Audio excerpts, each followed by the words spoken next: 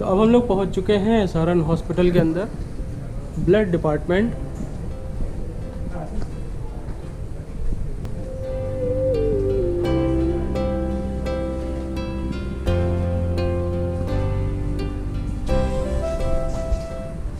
तो चलिए sir, coffee पीते पीते बात करते हैं। हम लोग बैठे हैं एसआरएन हॉस्पिटल के अंदर और हम आए हैं प्रवीण जी के साथ। आज कुछ खास बातें करेंगे एसआरएन हॉस्पिटल के बारे में। हम लोग एसआरएन हॉस्पिटल के ब्लड बैंक में आए हुए हैं और काउंसलर सर है हमारे साथ। Hello, this is Vinod Kumar Tiwari from Blood Bank MLN Medical College Prayagraj and SRN Hospital.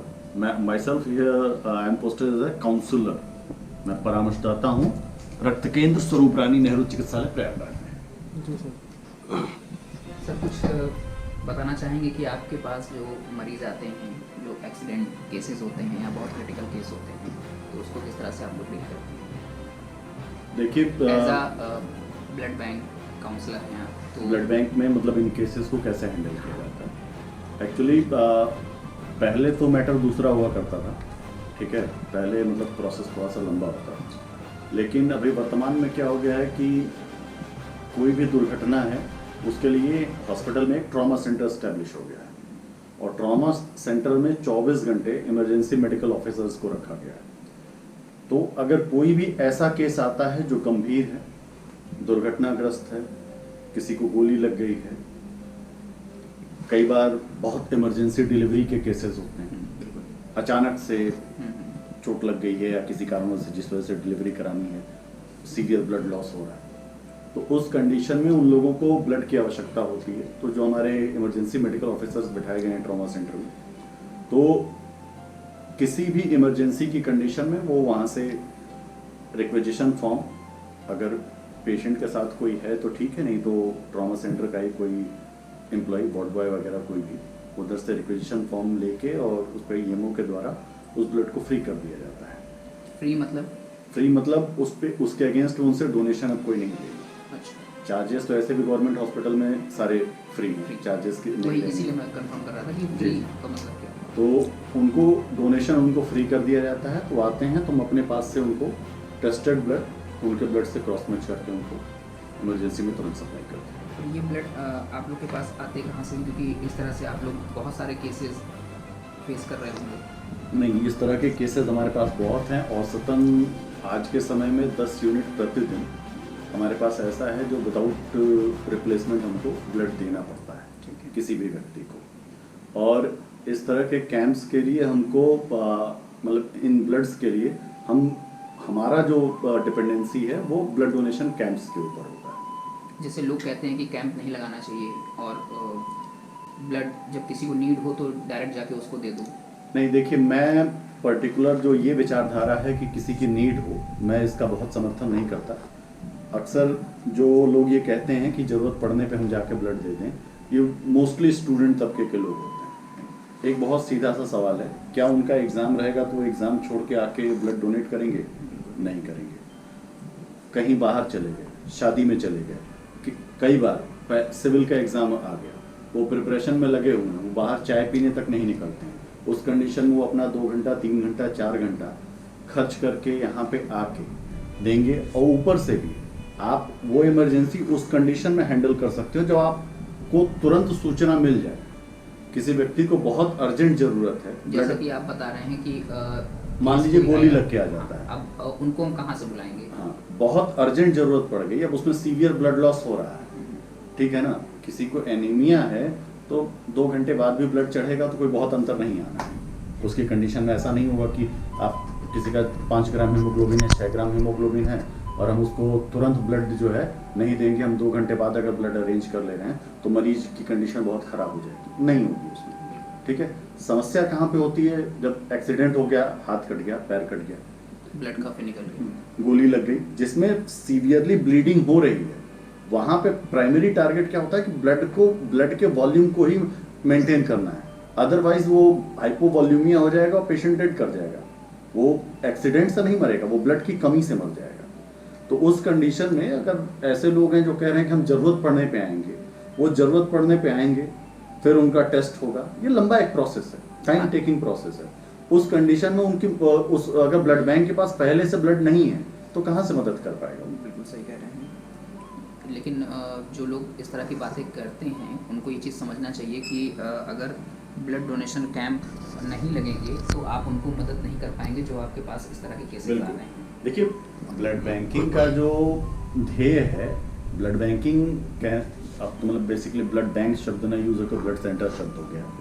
तो इसका तात्पर्य ये है कि व्यक्ति जब ब्लड बैंक में आए, चाहे उसको 2 यूनिट की जरूरत हो चाहे 10 यूनिट की जरूरत हो, ब्लड बैंक से ये कहना कि भैया आप 10 आदमी ले आइए तब हम आपको ब्लड दे पाएंगे। जो व्यक्ति परेशान है, दुर्घटनाग्रस्त है, चोटिल है, उस समय मानसिक रूप से वो बढ़िया डिसीजन लेने में सभी सक्षम नहीं हो पाते, उस अवस्था में यदि व्यक्ति के ऊपर ये बोला जाए तो ये कहीं से भी मानवीय नहीं है।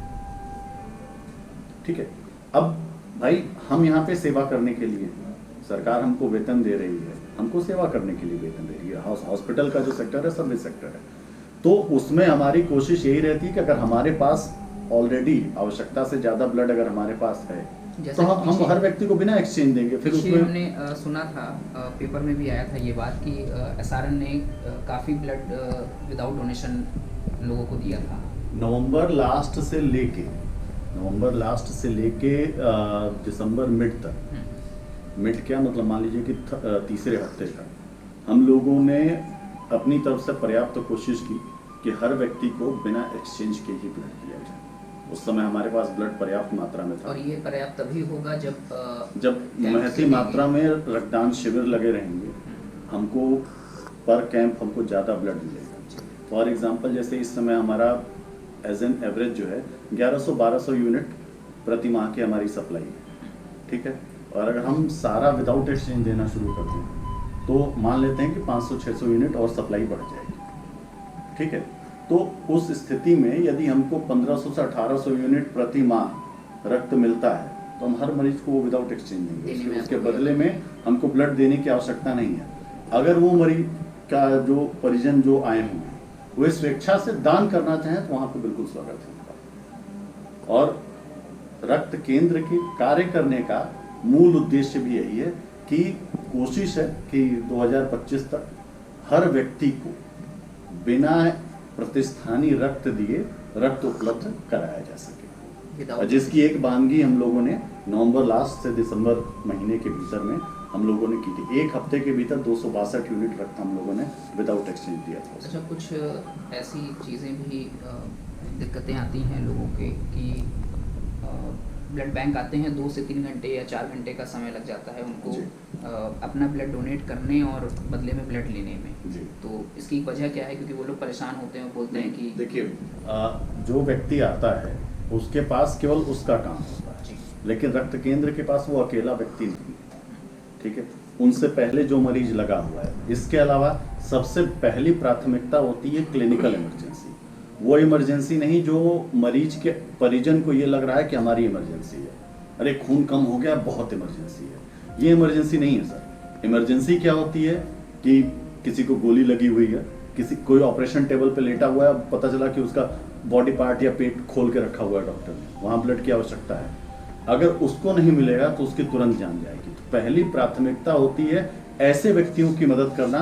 उसके बाद जो सामान्य केसेस हैं, जो एनीमिया के केसेस होते हैं, जिससे सबसे ज़्यादा रक्त एनीमिया के केसेस में चला जाता है, तो जो सामान्य केसेस होते हैं उनमें हम इसके बाद जो है काम करते हैं। तो पहले रक्त केंद्र की पहली प्राथमिकता आकस्मिक सेवाएं होती हैं। जो आकस्मिक केस रहेगा पहले उसको देखा जाएगा, अन्य केसों को उसके बाद में देखा जाएगा। सर, जैसा कि हम लोगों को पता है कि आप पुलिस मित्र के साथ रेगुलर कैंप कर रहे हैं, तो आपका क्या कहना है पुलिस मित्र के बारे में कि पुलिस मित्र किस तरह से आपके साथ कार्य कर रही है और उसके बारे में क्या कहना है? जी, कोरोना की शुरुआत से पहले माघ मेले में पहली बार मेरा पुलिस मित्र के साथ मतलब कि संपर्क हुआ था। बहुत ज़्यादा पता नहीं था उस समय कि कैसी संस्था है, क्या है।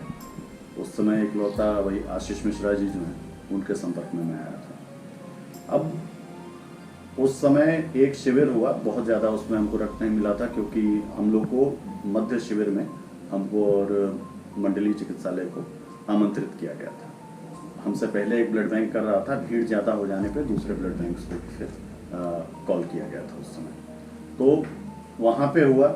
उसके बाद से पिछले वर्ष 2021 में 15 अगस्त को आधिकारिक तौर पे मतलब कि हमने संभवतः 2 वर्ष के उपरांत हम पुलिस मित्र से पुनः जुड़े और तब से सतत रूप से पुलिस मित्र के साथ रक्तदान का जो कार्य है वो चल रहा है। उनके रक्तदान शिविरों में हम जाते हैं, हम प्रतिभागिता करते हैं और रक्त के संग्रहण के द्वारा मरीजों की जान बचाने की कोशिश की जाती है। और व्यक्तिगत रूप से अगर मैं पुलिस मित्र के बारे में कहूँ तो एक ऐसा